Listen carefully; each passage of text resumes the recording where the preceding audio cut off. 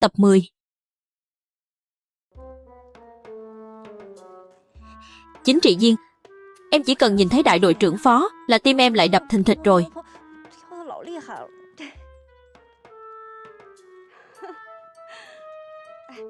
Vậy em thấy chính trị viên Hứa thế nào?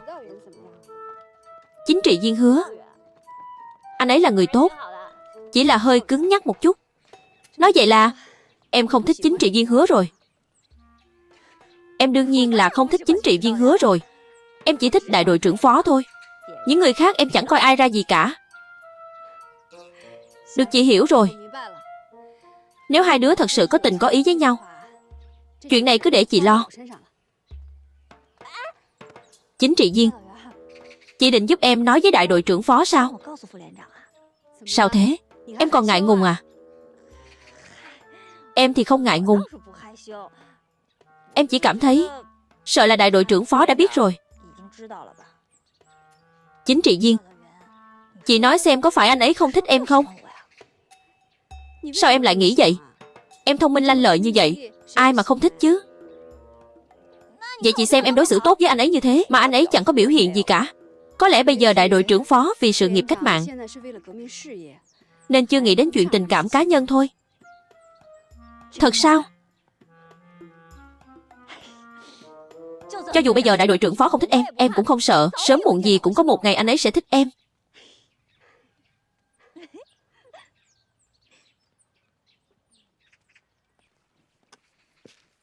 Tiểu Phụng, em xem. Hôm nay chị còn chưa nói xong. Phó Tử Long đã không cho chị nói nữa. Chị chưa nói xong à? Đúng vậy. Công lao của bác Lộ Quân đều để em dành hết rồi. Chị đứng trước mặt bao nhiêu người như vậy, tôi cũng ngại không dám kể chi tiết. Cứ nói trận đánh lần này đi. Để tôi nói cho mà nghe. Là Phó Tử Long lừa tôi đi đó. Tại sao hắn lại lừa tôi đi chứ? Hắn biết không có tôi thì hắn không thể thắng được. Thật đó. Tôi nói cho các người biết lần này suýt chút nữa là thua trận rồi. Thằng ranh Phó Tử Long đó chỉ huy tầm bậy. Suýt chút nữa là chúng ta bị bọn giặc Nhật kẹp từ hai phía rồi. Vào lúc quan trọng, hắn thấy không ổn rồi, thế là hắn chạy tới cầu xin tôi, nhờ tôi giúp hắn đánh đuổi bọn giặc Nhật. Tôi nói được thôi, tôi giúp anh cũng được. Anh gọi tôi một tiếng bố nuôi đi. Hắn còn ngại không dám gọi đó. Sau đó hắn thấy thật sự không xong rồi, liền chạy tới gọi tôi rối rít. Bố nuôi, làm tôi vui quá trời. Tôi nói được rồi, đừng gọi nữa. Bố nuôi bây giờ sẽ cứu đứa con trai này của con. Tôi giơ súng lên một phát là hạ được tên chỉ huy của giặc Nhật Ngô Đại Sơn. Hồng Muội tới rồi. Cô đánh tôi làm gì? Cho cậu cái tội nói xấu phó đại đội trưởng. Cậu nói bậy bạ. Con mụ điên này tôi có đắc tội gì với cậu đâu. Cậu đánh tôi làm cái gì hả? Cậu còn dám nói bậy nữa à? Cậu đừng có chạy. Đánh thì đánh, đừng có làm loạn hết cả đồ đạc lên. Đúng là Phó Tử Long nói mà, không có tôi thì hắn không được. Cậu giỏi quá ha. Không có cậu là không được. Đứng lại. Cậu chạy cái gì? Qua đây. Được, cô đừng đánh nữa. Tôi không nói nữa là được chứ gì. Cút. Cậu này, Tiểu Phượng à, hôm nay tôi đến. Tôi còn chưa nói xong mà. Còn muốn ăn đòn à? Mau đi đi. Cút. Tức chết tôi rồi.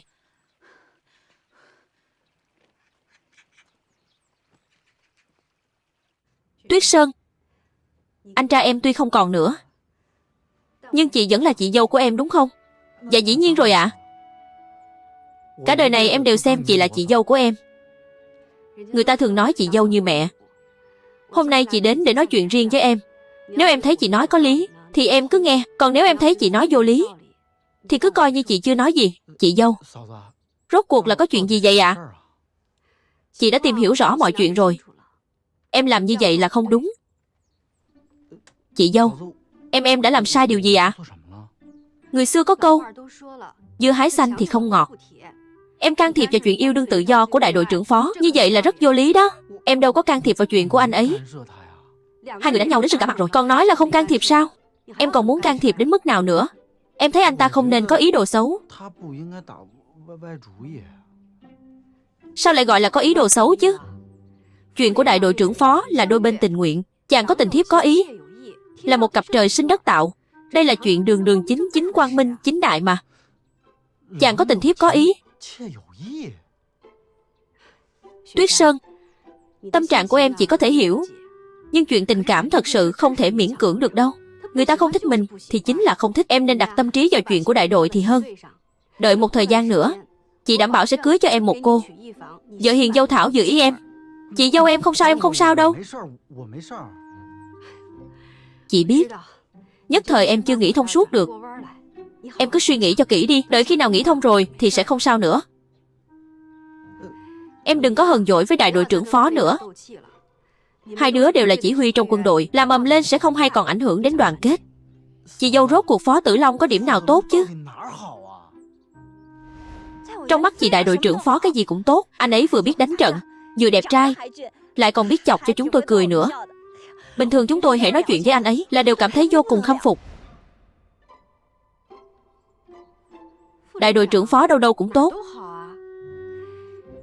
Vừa biết đánh trận, người lại đẹp trai, nói chuyện còn có thể khiến người khác bật cười. Rất nhiều bà con làng xóm đều vô cùng khâm phục đó. Được rồi Tuyết Sơn, chị về trước đây. Em cứ từ từ suy ngẫm những lời chị nói. Đợi khi nghĩ thông rồi thì cửa ải này cũng sẽ qua thôi.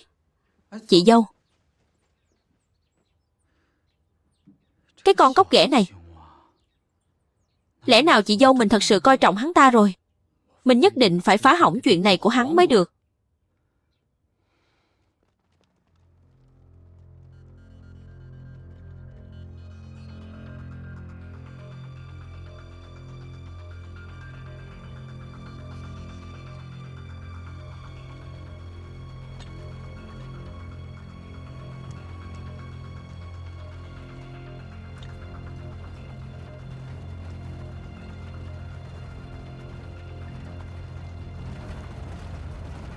Trung đoàn trưởng vẫn còn đang lo lắng về thích khách.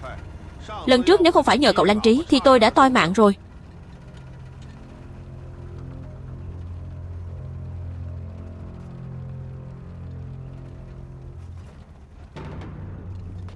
Chỉ là một tên thích khách thôi mà. Vả lại, chúng ta bây giờ đang ở gần doanh trại quân đội. Trung đoàn trưởng không cần lo lắng. Tôi chỉ sợ tên thích khách này là do người Nhật phái tới. Người Nhật tại sao lại muốn ám sát ngài? Là không muốn chúng ta làm kẻ gió chiều nào che chiều ấy nữa, ép chúng ta phải công khai chọn phe.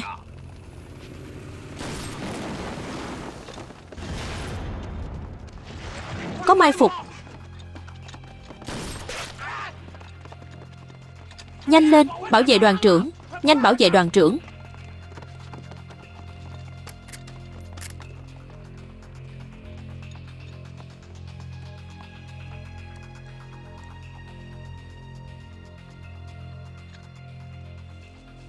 Lục soát tìm thích khách ra đây cho tôi. Dương Nghiêm đừng đuổi nữa. Đừng tìm nữa, quay về đi. Tôi không sao, chỉ bị xước da chút thôi. Người này nếu do người Nhật phái tới, bắt được hắn thì rắc rối to.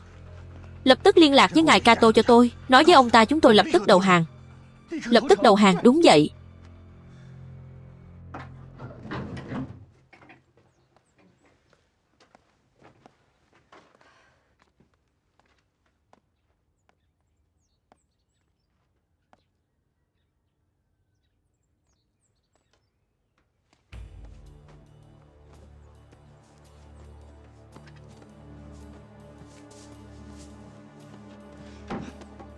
Các người định nhốt tôi đến bao giờ? Các người phải thả tôi ra. Các người giam cầm một học giả như vậy, đây là hành vi phạm tội. Học giả? Nếu ông vẫn còn lương tri tối thiểu của một học giả thì ông nên biết rõ, bây giờ rốt cuộc ai mới là kẻ đang phạm tội, ai mới là quân xâm lược.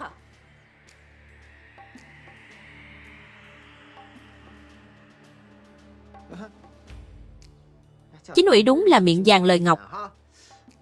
Mới nói có 2 câu là tên quỷ Nhật đã im re rồi.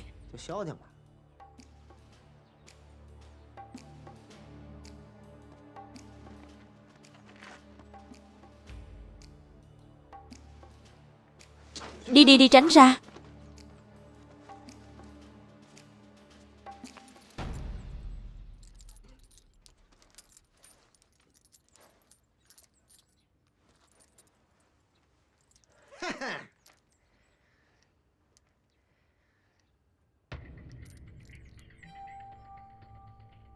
Xem ra ngài đây đúng là học giả.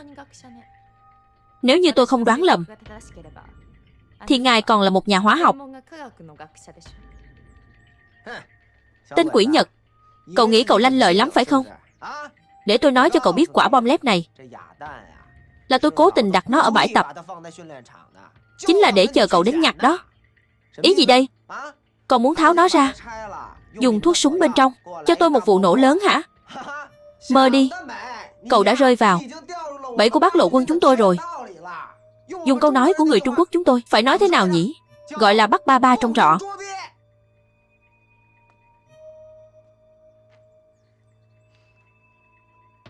Phải rồi, hắn có hiểu tiếng Trung đâu. Chính trị viên, anh giúp tôi phiên dịch với hắn. Tôi hỏi cậu, rốt cuộc cậu là ai? Cậu đến Trung Quốc làm gì?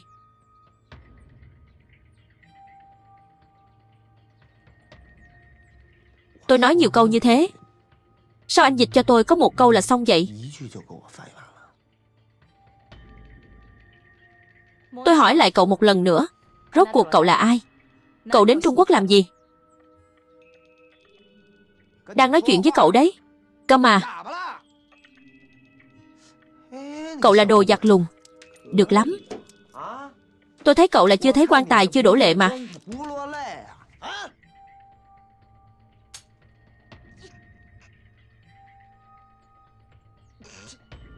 Tên giặc lùn này thu thập mấy quả bom lép là vì số thuốc nổ kia. Số thuốc nổ này chắc chắn được giấu trong căn phòng này. Được, giờ chúng ta tìm ra cho hắn xem.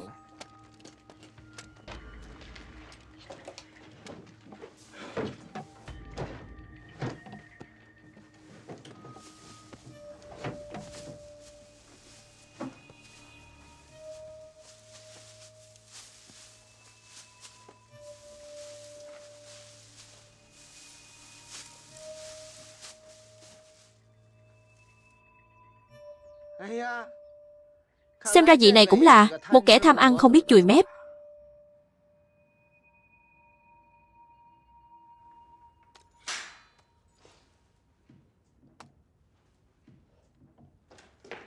Tư lệnh mời ngài xem.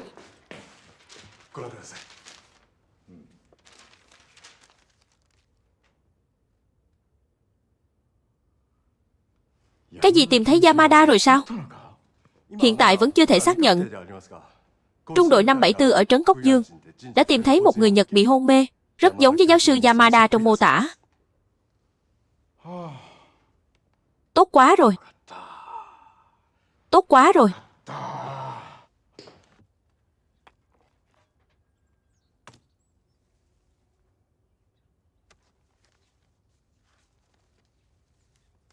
Ở đây này. Giỏi lắm.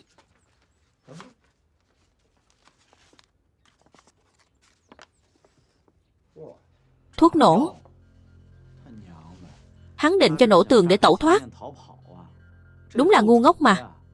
Không biết bên ngoài có bao nhiêu lính gác sao? Theo tôi thấy, hắn chưa chắc đã muốn cho nổ tường.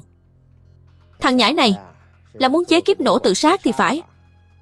Bọn Nhật luồn chúng nó hở ra là cắt cổ rạch bụng, để trung thành với cái thiên hoàng chó má gì đó. Không ngờ tên giặc lùn nhà cậu cũng có nhiều hàng ngon phết. Ý gì đây? Muốn mở một xưởng vũ khí ở chỗ chúng tôi à?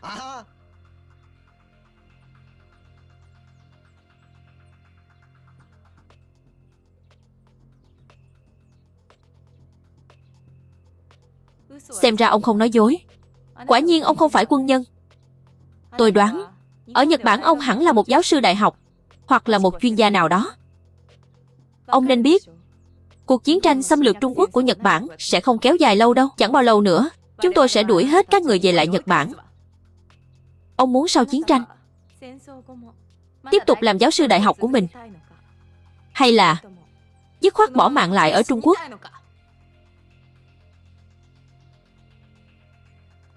Tôi nghĩ ở Nhật Bản ông cũng có vợ con của mình chứ.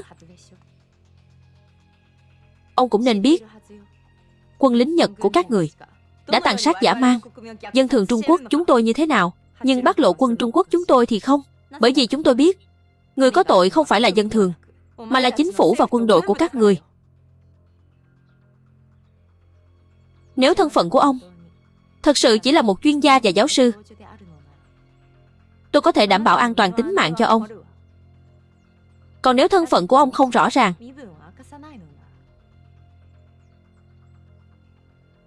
thì khó nói lắm đấy.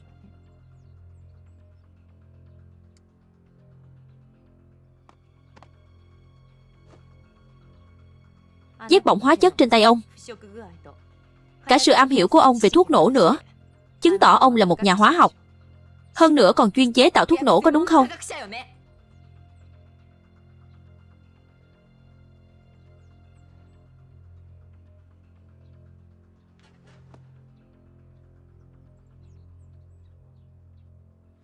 Ông nói không sai. Tôi tên là Yamada, đúng là một nhà hóa học. Quả nhiên ông đúng là một nhà hóa học. Hơn nữa, ông là nhà hóa học chuyên chế tạo thuốc nổ. Không tệ, ông rất thông minh. Đúng vậy, ông cũng có thể gọi tôi là chuyên gia đạn dược. Vậy ông đến Bình Sơn làm gì? Nhiệm vụ của ông là gì?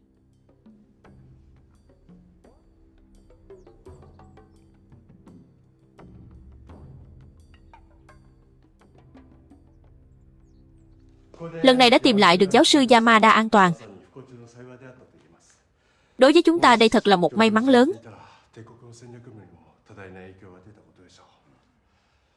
Nếu không có ông ta, việc triển khai chiến lược của đế quốc sẽ bị ảnh hưởng lớn đến mức nào?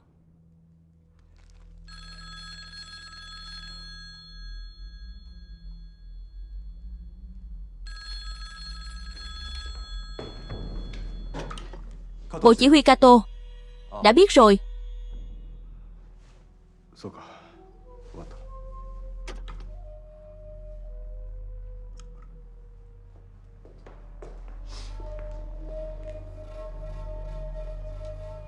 Thưa ngài, đã xác nhận rồi. Không phải là giáo sư Yamada. Cậu nói cái gì? Chắc chắn không phải giáo sư Yamada.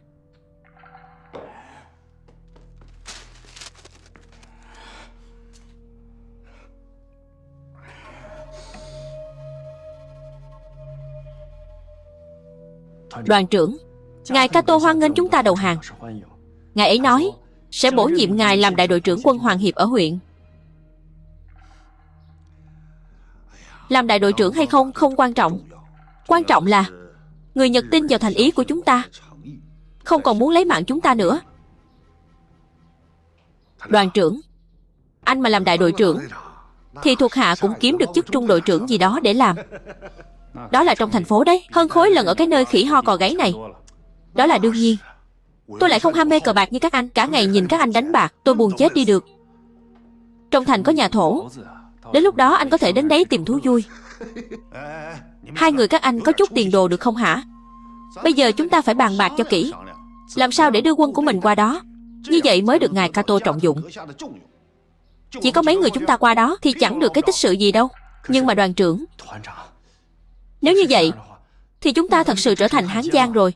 Cho dù người Nhật không tìm chúng ta gây sự thì bên Bác Lộ quân còn có cấp trên sẽ không tha mạng cho chúng ta đâu. Vậy sau này danh tiếng của chúng ta, chuyện sau này để sau này tính. Gì? Danh tiếng là gì? Bây giờ không theo Nhật thì chúng ta mất mạng. Phó quan Mạnh gan anh cũng nhỏ quá rồi đấy. Trung đoàn trưởng, thời gian qua thuộc hạ đã lập một danh sách. Trên đây những ai sẽ cam tâm tình nguyện đi theo chúng ta, những ai sẽ kiên quyết phản đối, còn những ai do dự không quyết, thấy bên nào đông người thì theo bên đó. Thuộc hạ đã ghi lại cả rồi. Ngài Kato cũng đã nói có thể cho chúng ta thêm thời gian để chúng ta thông thả xử lý những kẻ phản đối này. Tốt. Dương Nghiêm đây mới là người biết làm việc, không giống như anh, một chút tiền đồ cũng không có. Vâng vâng vâng vâng.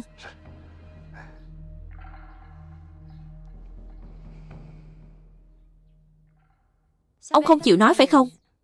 Được vậy tôi nói thay ông. Vì ông là chuyên gia đạn dược, vậy thì chắc chắn ông đến đây để chế tạo thuốc nổ.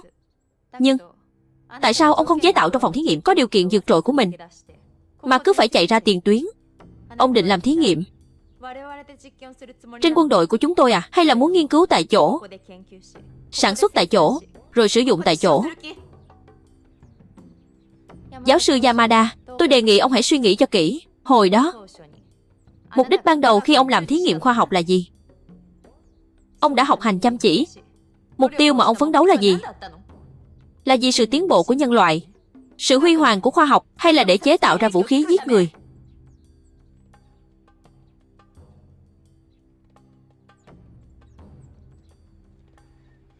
Đúng vậy, Hoàng quân muốn vì Trạm Quân Nhu ở đây mà xây dựng riêng một xưởng quân khí.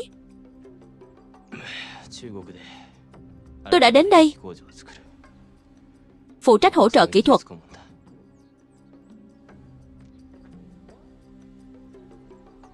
Có chuyện gì vậy chính trị viên? Trạm Quân Nhu? Trạm Quân Nhu nào? Trạm Quân Nhu ở vị trí nào? Tôi không biết. Anh là người phụ trách, chẳng lẽ bọn chúng không nói cho anh biết nơi được cử đến hay sao?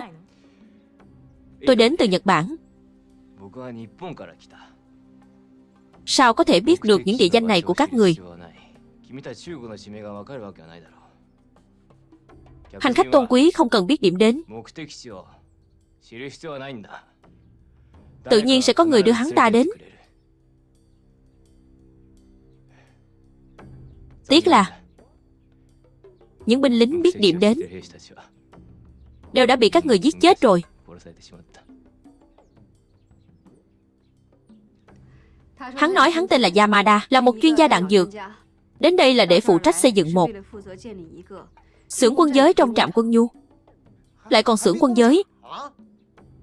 Được lắm. Bây giờ bọn quỷ Nhật còn bày ra nhiều trò ghê. Chính trị viên, anh hỏi giúp tôi xem Trạm Quân Nhu ở đâu, tôi sẽ đi cho nổ tung nó ngay. Nhưng vấn đề là hắn không biết vị trí cụ thể. Những binh lính biết vị trí đã bị chúng ta tiêu diệt toàn bộ rồi. Có khi nào tên quỷ Nhật này lừa chúng ta không? Chắc là không đâu. Hắn nói cũng không sai. Quả thật, việc biết vị trí cụ thể đối với hắn không có ý nghĩa gì. Hắn chỉ cần phụ trách nghiên cứu chế tạo thuốc nổ, sản xuất thuốc nổ là được. Biết thế hôm đó đã chừa lại 2 tên sống rồi. Đã là chiến đấu thì mục đích của chúng ta chắc chắn là tiêu diệt sinh lực địch. Cho nên không phải lỗi của anh. Sao bây giờ anh cứ nói đỡ cho hắn thế? Đại đội trưởng Phó. Đại đội trưởng Phó. Để tôi đi xem sao. Đại đội trưởng Phó, có chuyện gì? Tôi muốn tố cáo. Chuyện gì thế? Thật sự chẳng có quy củ gì cả. Tôi là huấn luyện viên của Bác Lộ Quân, liều mạng đổ máu đổ mồ hôi, lập công lớn như vậy cho Bác Lộ Quân. Vậy mà lại có kẻ dám đánh tôi ra nông nổi này. Ai đánh anh? Còn ai vào đây nữa? Chính là Lưu Hồng Muội đó. Cái con nhỏ lỗ mãng đó, vừa gặp mặt chẳng nói chẳng rằng, xông vào đấm tôi tới tấp. Xét về địa vị tôi là huấn luyện viên, xét về công lao tôi được cài bông đỏ ngồi ở hàng đầu. Sao nó có thể đối xử với tôi như vậy chứ? Anh phân xử xem. Có phải cô ta đánh anh ở nhà chị Tiểu Phượng không? Thì đã làm sao? Tôi chỉ đến nhà thăm Tiểu Phượng thôi. Liên quan gì đến nó chứ?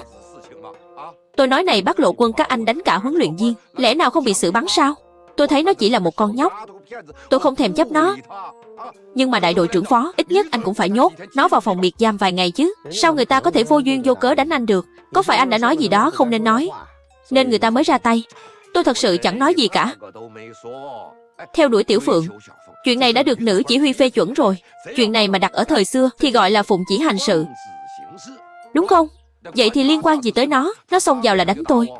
Đại đội trưởng Phó, tôi nói này ở căn cứ địa của các anh, nên ban bố một mệnh lệnh, bất cứ ai cũng không được can thiệp chuyện tôi theo đuổi Tiểu Phượng. Hay là thế này đi, tôi ban bố thêm một mệnh lệnh nữa, sau này bất kể ai gặp cậu đều phải dập đầu, được không? Vậy thì không cần đâu. Chuyện này lỗi thời lắm rồi. Nhưng nếu con mụ ngang ngược đó chịu dập đầu nhận tội với tôi thì tôi vẫn có thể chấp nhận. Hay là như vậy đi, thực tế một chút, bồi thường cho tôi ít tiền thuốc thang là được. Không được. Tôi thấy thế này, Cứ để mọi người gặp cậu đều dập đầu. Chuyện này được đó. Nếu không thì làm sao thể hiện công lao của cậu được, phải không? Tôi đúng là có công lao, nhưng cũng không đến mức lớn như vậy. Tôi biết mà. Đại đội phó nói vậy là đang khích lệ tôi. Tôi mà khích lệ cậu à? Cậu bây giờ đuôi sắp vểnh lên tận trời rồi, cậu biết không? Trận này thắng lợi, đúng là cậu đã phát huy tác dụng rất lớn. Nhưng công lao đó không phải của một mình cậu. Trong đại hội biểu dương, cậu lại dám đem hết công lao gieo vào người mình. Tôi không nói gì cậu thì thôi. Giờ thì hay rồi, cậy mình lập được chút công nhỏ, cậu liền tác oai tác quái. Tôi tác oai tác quái chỗ nào? Người bị đánh là tôi. Kẻ tác oai tác quái là con mụ ngang ngược kia. Vừa mới họp biểu dương xong, cậu đã lon ton chạy đến nhà chị dâu Tiểu Phượng kể công. Tôi nói cho cậu biết, dù cho Liễu Hồng Muội người ta không đánh cậu, các chiến sĩ Bát Lộ quân khác cũng sẽ đánh cho cậu một trận. Giờ là lúc nào rồi? Lũ quỷ Nhật vẫn còn trên đất nước của chúng ta. Tác oai tác quái, cậu nói xem, cả ngày lẫn đêm trong đầu cậu nghĩ cái gì vậy? Còn công thần, còn huấn luyện viên. Tôi thấy cậu bây giờ ngay cả làm một chiến sĩ Bát Lộ quân bình thường, cậu cũng không đủ tư cách. Không đủ thì không đủ. Bát Lộ này lão tử không làm nữa. Cậu nghĩ lão tử đây thèm chắc? Lão tử lập bao nhiêu công lao cho các người, ngoài việc cho lão tử một cái bông hoa đỏ rách, còn cho lão tử được cái gì? Lão tử đến mạng cũng dứt đi rồi, một xu cũng không có. Sao tôi lại không được nghĩ đến chuyện này chứ? Ngoài việc đánh quỷ Nhật, thì hương hỏa nhà họ Ngô của tôi ai lo đây? Hương hỏa. Cậu chỉ nghĩ đến hương hỏa. Tôi nói cho cậu biết, lũ quỷ Nhật nếu không đuổi đi được, thì hương hỏa của hàng nghìn hàng vạn gia đình Trung Quốc chúng ta sẽ đều bị đoạn tuyệt hết. Huống hồ gì là nhà cậu, cứ chăm chăm lo cho hương hỏa nhà mình. Ngô Đại Sơn, lúc cậu mới đến, cả người toàn tật xấu. Tôi không nói gì cậu, tôi cứ nghĩ cậu có thể từ từ sửa đổi. Nhưng bây giờ xem ra, không phải là như vậy. Cậu nói xem cái giác ngộ của cậu, dù chỉ cao hơn một chút thôi, thì tôi cũng không nói gì cậu nữa. Chỉ có anh là giác ngộ cao. Cái giác ngộ cao đó của anh dùng để hại lão tử đây này. Chê tôi giác ngộ thấp à? Thế sao còn mời tôi làm huấn luyện viên? Không làm thì không làm. Tôi cứ không tin đấy. Không có Ngô Đại Sơn ông, Bát Lộ quân chúng tôi không đánh trận nữa. Phó Tử Long,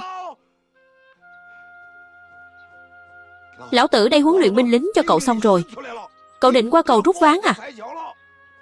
Lão tử không hầu hạ nữa.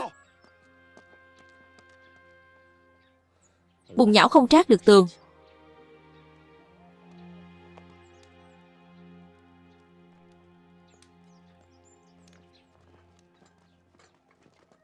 Ngô giáo quan về rồi.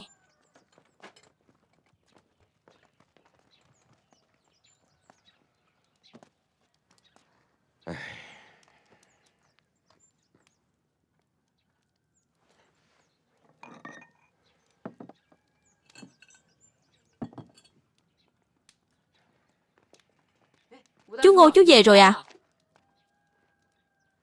Chú Ngô sao thế, mặt chú hầm hầm vậy? Ai chọc chú giận à? Tôi. Sao còn bị thương thế này? Tế Căn à, cái Liễu Gia Trang này, bố nuôi thật sự không ở lại nổi nữa rồi. Chú Ngô, rốt cuộc đã xảy ra chuyện gì vậy? Nói ra lại đau lòng. Hồi trước ở bên Quốc dân đảng ăn ngon uống sướng, tôi lại cứ phải chạy đến chỗ các người chịu khổ. Tôi đây đúng là tự làm khổ mình. Chú Ngô, rốt cuộc đã xảy ra chuyện gì, chú nói đi chứ. Hay là chú đi nói chuyện với Phó Liên trưởng đi. Đừng có nhắc đến tên Phó Tử Long đó với tôi. Hắn chính là một tên lừa đảo. Cả cái Liễu Gia Trang này, thất đức nhất chính là tên Phó Tử Long đó. Chú Ngô, chú không thể hiểu lầm Phó Liên trưởng được. Phó Liên trưởng không phải người như vậy. Hắn không phải người như vậy sao? Là tôi hiểu lầm hắn à? Lúc đầu chính hắn đã lừa tôi hiểu lầm hắn chỗ nào? Tế Căn à, hay là con theo bố nuôi về bên Quốc dân đảng đi. Vẫn có thể đánh quỷ Nhật như thường. Đãi ngộ ở đó tốt hơn bên các con nhiều. Con không đi. Con chỉ thích ở đây thôi. Chú Ngô, chú không phải là muốn đi thật đấy chứ? Tôi không đi thì ở lại đây làm gì? Lúc đầu chính Phó Tử Long đã lừa tôi. Sau đó thì sao? Lão tử ở lại cũng làm gì Tiểu Phụng? Bây giờ với Tiểu Phụng cũng chẳng còn hy vọng gì nữa. Lão tử không đi thì còn làm được gì? Chú Ngô, chú không thể đi được. Bây giờ các chiến sĩ nhắc đến chú, ai cũng nể phục lắm. Đều nói lần này nếu không có chú thì đã hy sinh nhiều hơn rồi. Có tác dụng quái gì? Lão tử chẳng phải bị người ta đánh cho ra nông nổi này sao? Ai đánh chú ạ? Còn không phải là con nhỏ đó sao? Thôi không nhắc đến nó nữa. Nhắc lại cũng thấy mất mặt. Dù sao thì bố nuôi cũng không ở lại nơi này được nữa. Chú Ngô, chú đợi ở đây. Cho đi báo cáo đại đội trưởng, báo cáo chính trị viên Hứa. Họ nhất định sẽ giữ chú lại. Cậu đúng là đồ ngốc. Cậu đi đi. Được rồi, được rồi. Cậu đừng đi báo cáo nữa. Bố nuôi không đi nữa. Thật không ạ? Đương nhiên là thật. Lão tử mà chạy trốn, cậu lại chạy đi mách lẻo. Rồi người ta bắt lão tử về xử bắn như lính đào ngũ. Cậu giác ngộ cao như vậy, lão tử còn chạy đi đâu được nữa. Không đi là tốt rồi. Chú Ngô, hôm nay đến lượt cháu gác. Cháu đi đây ạ. Đi đi đi đi.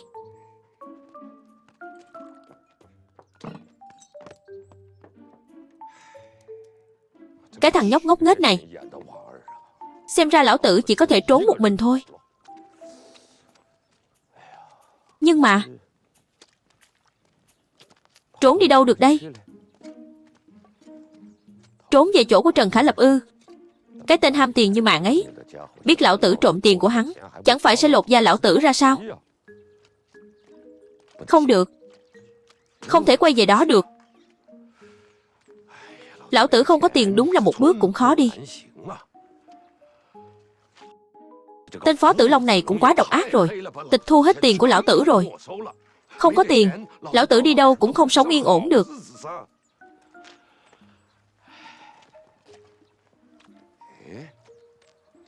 Không trả tiền cho lão tử. Lão tử không biết đi ăn trộm sao? Dù sao cũng đã trộm một lần rồi. Đúng vậy. Lão tử sẽ đến bộ chỉ huy của hắn ăn trộm. Nếu như có dư, coi như là tiền lãi cho lão tử.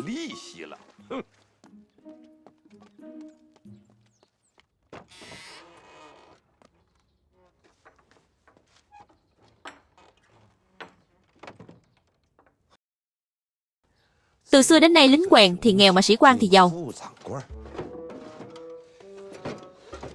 Bắc Lộ Quân đã nghèo đến mức này rồi.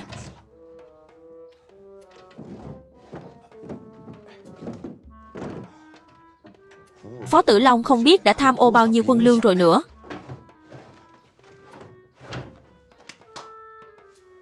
Hôm nay lão tử sẽ thay anh em binh lính hành đạo, tiện tay dắt dê.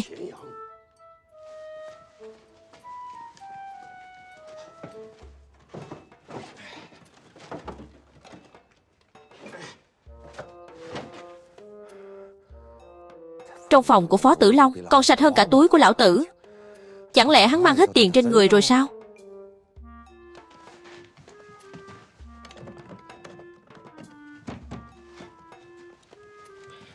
Đại đội trưởng.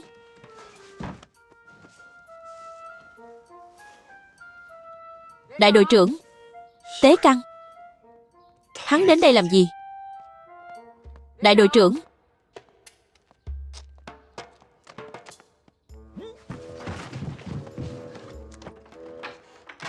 Đại đội trưởng. Đại đội trưởng. Đại đội trưởng đi đâu rồi?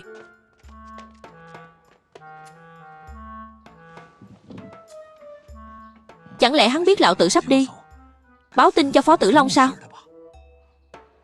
Rút lui.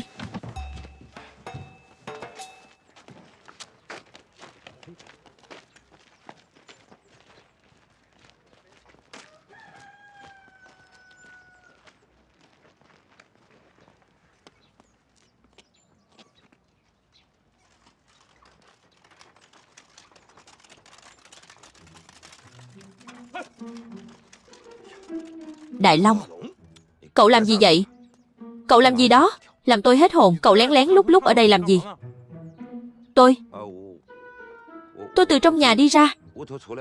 Đi tiểu. Đi tiểu. Đúng vậy.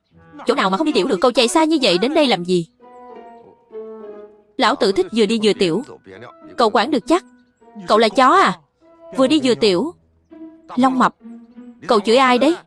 Bác Lộ Quân các người không phải không được đánh người chửi người sao? Chờ đã. Làm cái gì? Góc tường kia còn chưa tè mà. Cậu làm ông đây sợ đến mức tè không ra nữa rồi. Đi một đoạn nữa rồi tè.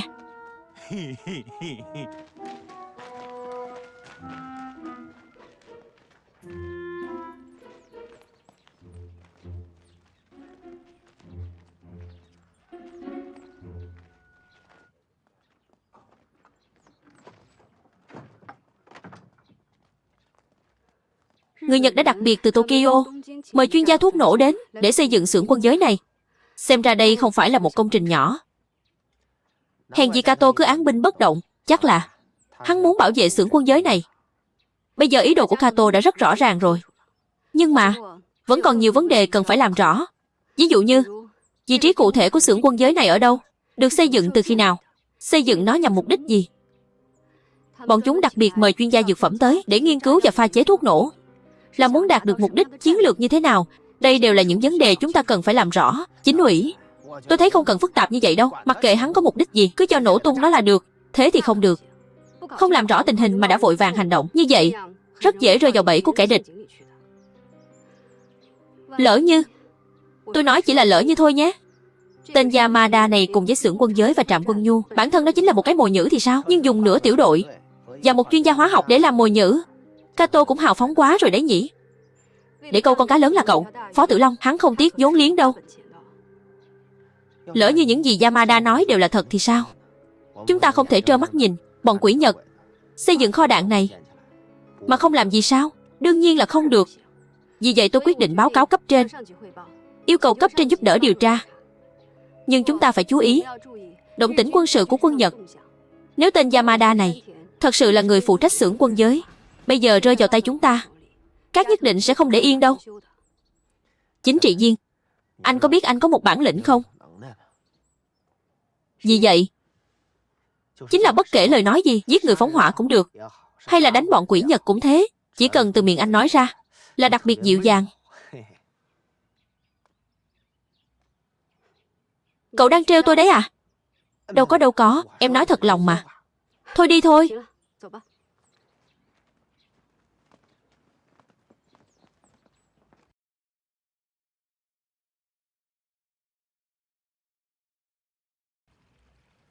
Tiền thì không trộm được rồi.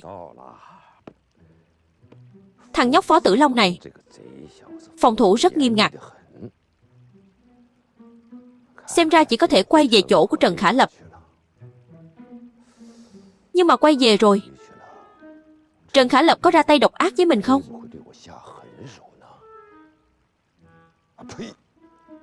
Lão tử đây tài giỏi đầy mình, lại có bao nhiêu anh em cũ ở đó, còn sợ hắn đối phó ta không được sao? Quay về, nghĩ cách dỗ ngọt Trần Khả Lập. Dù sao lão tử cũng là ân nhân cứu mạng của hắn. Lão tử về tiếp tục làm trung đội trưởng quốc dân đảng của ta, ăn uống vui chơi, sướng hơn ở chỗ các người nhiều.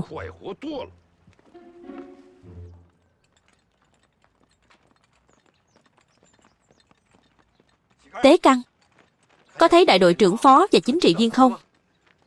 Họ đến phòng giam từ sớm rồi, đi tìm tên giặc Nhật đó rồi. Vẫn chưa về nữa. Vẫn đang thẩm vấn. Chú Ngô chú định làm gì vậy à? Ta phải ra ngoài thăm người thân. Muốn tìm đại đội trưởng Phó xin nghỉ phép. Thăm người thân. Lúc đầu không phải chú nói không có ai để nương tựa sao, nên mới đến căn cứ của chúng ta à? Thằng nhóc con này đúng là đồ cố chấp. Hôm nay bố nuôi nói thẳng với con nhé. Bố nuôi đến nơi này của các con là để giúp các con huấn luyện tân binh. Bây giờ tân binh của các con huấn luyện cũng hòm hòm rồi, bố nuôi cũng nên đi rồi. Vậy đi đâu ạ? Đi đến nơi cần ta nhất, đến nơi có nhiều quân Nhật, đến tiền tuyến chống Nhật. Chú Ngô, ở đây quân Nhật cũng nhiều lắm, cũng rất cần chú. Quân Nhật 5 bữa nửa tháng lại đến càn quét. Đây chính là tiền tuyến. Chú cứ ở lại đi. Ta phải đến huyện lỵ ám sát Kato. Quân Nhật ở đó mới nhiều, nơi đó mới là tiền tuyến. Hiểu chưa? Ám sát Kato. Con chỉ ví dụ vậy thôi mà. Vậy chú cứ thế mà đi sao? Nói cũng phải. Ta không thể cứ đi tay không thế này được. Tế Căn, Nghiêm, con không cần quan tâm đâu, lo đứng gác cho tốt đi.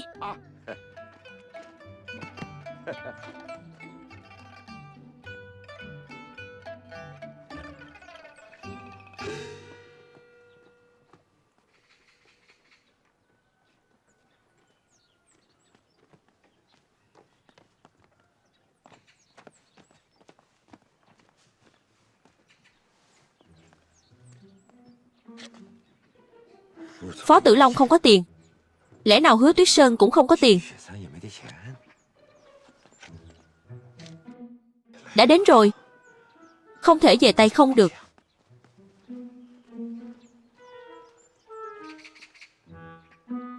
Báo cáo.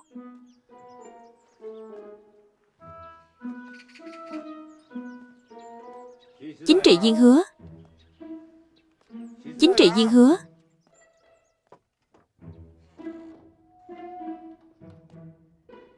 Hứa.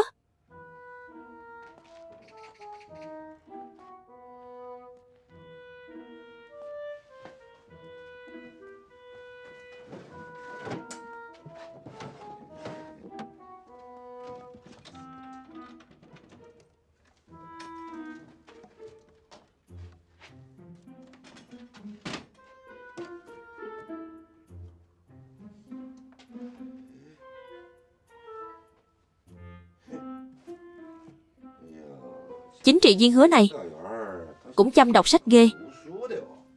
Nhiều sách như vậy, không sợ đánh bài thua tiền sao? Đọc nhiều sách như thế thì có ích gì chứ?